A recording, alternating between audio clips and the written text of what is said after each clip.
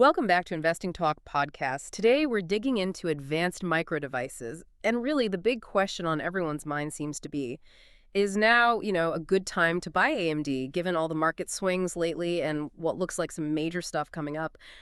And hey, if you find this kind of analysis useful, please do hit that subscribe button, give us a like, and definitely leave a comment below. We're always keen for new ideas, so if there's a specific company you want us to tackle next time, just drop the name in the comment section. Yeah, absolutely. And we've gathered quite a bit of recent material for this one. We're looking at the Q2 2025 data, what analysts are saying right now, and even some of those rumors swirling around that seem to be moving the needle.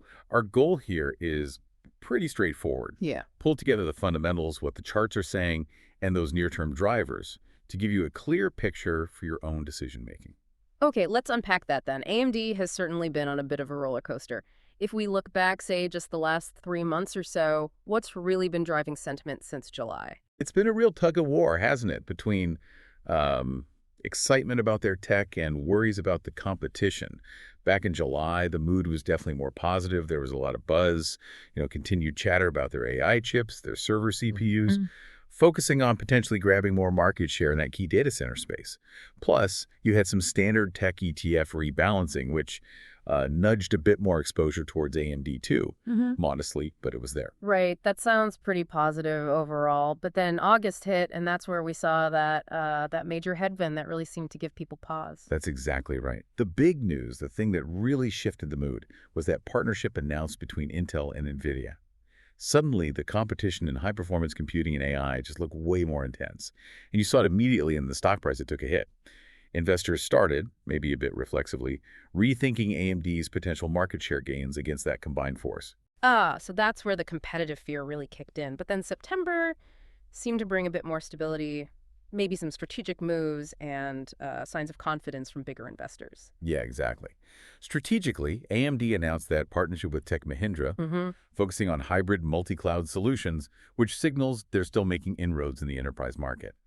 And on the institutional side, yeah, we saw Covenant Asset Management pick up, 1,762 shares. Now, that number itself isn't huge in the grand scheme of things, but it was indicative of a broader trend we saw in filings, suggesting that, the big money was starting to get interested again, maybe accumulating shares ahead of Q3 earnings. Okay, but, market chatter and sentiment shifts are one thing. To really understand AMD's strength, we need to look past the noise and dive into the core health of the business. Those Q2 2025 results are key here. Right, let's talk numbers. Q2 revenue was, it was really strong, wasn't it? Yeah. It was exceptional, yeah.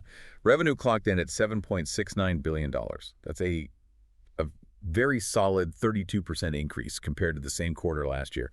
And it wasn't just one thing driving it. We saw good demand for their ePYC server chips, the Ryzen desktop CPUs, and even a nice comeback in the gaming segment. Pretty broad strength. Okay, now this next part is really critical, I think, because looking just at the headlines, that GAAP gross margin dropped to 40%. That sounds, alarming if you don't dig deeper. What was really going on there? Yeah, and that's super important to clarify. That drop, it was basically a one-off accounting thing, not related to core operations. It was almost entirely due to a big inventory write-down, around $800 million. And that write-down was directly tied to the U.S.-China export restrictions on a specific chip, the MI308. Yeah. So we're talking external regulations causing a financial hit, not like a fundamental problem with their products or demand suddenly drying up. Got it. So regulatory friction basically forced that adjustment. And if you strip that out, management's guidance for Q3 suggests a massive rebound, right?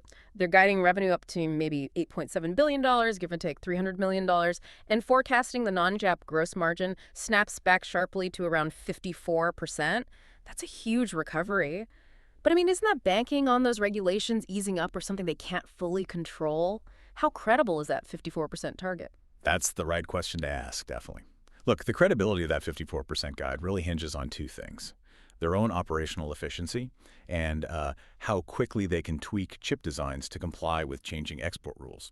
The fact that they're guiding for such a fast recovery suggests they're pretty confident internally. Either they've already sold through that written-down inventory or they've quickly pivoted to shipping compliant versions. It signals strong operational control. And financially, are they having to, stretch themselves thin to fund all this growth in R&D? How's the balance sheet holding up? No, actually, the balance sheet looks pretty robust. They're still in a net cash position, and they actually hit record free cash flow in Q2, which is impressive. Now, their total debt has grown moderately. It's sitting around $3.218 billion right now, but That strong cash flow and overall liquidity mean they can keep pouring money into R&D for AI and other areas without excessive financial strain. Okay, fantastic growth, clear path to margin recovery. Let's pivot to the competitive side, because in tech, that's where market perception is often won or lost. We know AMD is seen as the main challenger to NVIDIA in the data center and AI space. But what's the concrete proof? Is there specific evidence showing they have real differentiation, not just, being the alternative? Well, I think the most compelling evidence right now is their pricing power. That's often the truest sign that you've got something special, something not easily commoditized. They recently hiked the prices on their AI chips pretty significantly, from around $15,000 to $25,000 per unit. That's a massive, 66% jump. You don't typically get away with that unless the market sees your product, in this case the MI300 series accelerators, as highly valuable, maybe even functionally superior in some ways, and demand is just outstripping supply. It lets them capture huge value. And that strength isn't just isolated to those high-end AI chips, right? It seems like the recovery in other segments helps provide a stable base too. Absolutely. That recovery we saw in the client segment, think laptops and desktops with the new Zen 5 chips and in gaming, that provides a much more diversified revenue stream. It means they're not completely dependent on the, let's face it, super volatile AI market alone. It adds a layer of stability. Okay, so let's connect that to the market's view. Shifting over to the technicals, the chart. Where is AMD trading right now? The latest print was $162.02. Technically, the picture looks pretty constructive, actually. AMD's been trading within this pretty clear ascending channel pattern since back in April 2025. And remember, it had that huge surge, about 140% from the April lows up to the high point in August. Now, the key levels traders are watching. There seems to be strong support down in the $145 to $155 zone. If the upward momentum keeps going, the next sort of hurdle, the near-term resistance, looks to be around $185. And the momentum indicators are kind of backing that up too. Like the RSI is at 58.96, not really in overbought territory yet, and the MACD is showing bullish momentum. That's right. The indicator suggests there's still room for potential upside before things get, overheated. And generally, Wall Street analysts seem to agree with this positive view. The overall consensus rating is a buy. The average price target is around $169.06. But interestingly, if you look at some of the more recent higher targets from firms like Goldman or Mizuho, they're averaging closer to $195. That implies potential upside of maybe 18% from where we are now. Whoa, okay, $195 is definitely punching higher. What specifically needs to happen, do you think, over the next, say, 6 months for the market to justify that kind of price? Is that target already assuming some of those rumors pan out? It's definitely pricing in continued strong execution, yeah. You'd need to see them nail those Q3 earnings, confirm that margin recovery, and keep showing clear progress and momentum with their AI product roadmap, like the MI350, which actually leads us perfectly into talking about the next 90 days, because there are some specific events, and then there's the speculation that could really drive things. Okay, so on the calendar, things you can actually mark down. October 15th, 2025. That's the Q3 earnings release. Hugely important. Needs to confirm that revenue jump and the margin getting back towards 54%. Then, October 28th, keep an eye on the major technology ETF rebalancing. Those can sometimes cause unexpected volatility just based on fund flows. And finally, December 3rd, we get the next round of institutional holdings disclosures. That'll show us if the big funds kept buying through any recent choppiness. Got it. Specific dates.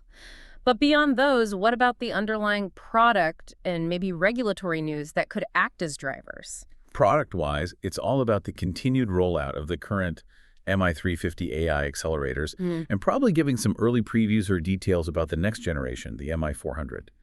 Keeping that pipeline visible is key to challenging NVIDIA. And on the regulatory front, getting more clarity or ideally renewed approval for sales into China after those earlier restrictions. That's a massive potential tailwind that could help them recapture a lot of that revenue impacted by the Q2 write-down almost instantly. Right, which naturally brings us to, well, the buzz. The rumor mill seems particularly active around AMD right now, doesn't it? Oh, it really is. You're hearing whispers about a potential strategic acquisition, maybe something to quickly beef up their AI software stack or perhaps memory technology. But probably the most exciting piece of chatter, the one generating the most buzz, is the idea of a major exclusive win with a big cloud provider. Think, an Amazon or Microsoft potentially committing to AMD for their next-gen server chips or AI accelerators. That'd be huge, locking in revenue for years. Yeah, that kind of speculation definitely adds fuel to the fire. But all right, for a balanced view, we absolutely have to talk about the risks. What could potentially derail this bullish story? What are the biggest company-specific risks you see right now? I'd say number one is still that underlying U.S.-China trade tension and the export controls. That $800 million write-down in Q2 wasn't just noise. It showed this risk is real and can have a direct financial impact. It's a persistent headline risk. Also, while we said the debt is manageable, you still have to monitor that rising total debt figure, $3.2 billion, and just the inherently high costs of R&D and manufacturing needed to compete at the absolute cutting edge against a giant like NVIDIA. And looking broader at the sector level. Competition. Plain and simple, NVIDIA is an incredibly strong, entrenched competitor, especially in the data center and AI space with their whole software ecosystem advantage. AMD is the main challenger, absolutely, but they have to constantly fight for every bit of market share gain. It won't be easy. But look, when you weigh everything together, the really impressive revenue growth, that rapid margin recovery path they've laid out, the demonstrated pricing power in AI, the clear technical uptrend, and this pipeline of near-term catalysts, the overall picture still leans heavily bullish. Synthesizing all that evidence, our rating comes out pretty strong, around a 9 out of 10 favoring the bulls right now. So wrapping this up for you, the listener, what's the core takeaway? Well, AMD seems to present a pretty compelling case right now. It looks potentially well suited for accumulating shares in the near term, maybe trying to capture some momentum from those upcoming catalysts over the next 90 days. But it also looks solid for longer-term positions, banking on those big secular growth trends in AI and high-performance computing, where AMD is clearly a major player. And just to leave you with something to chew on, going back to those rumors about a major cloud provider win, if that does happen, which hyperscaler landing that exclusive deal, say Amazon AWS or Microsoft Azure, do you think would provide the biggest long-term structural boost for AMD's business, and why? It's a thing to think about. All right, that brings us to the end of this analysis of advanced micro devices. Thanks so much for joining us. We hope this information helps you navigate the market.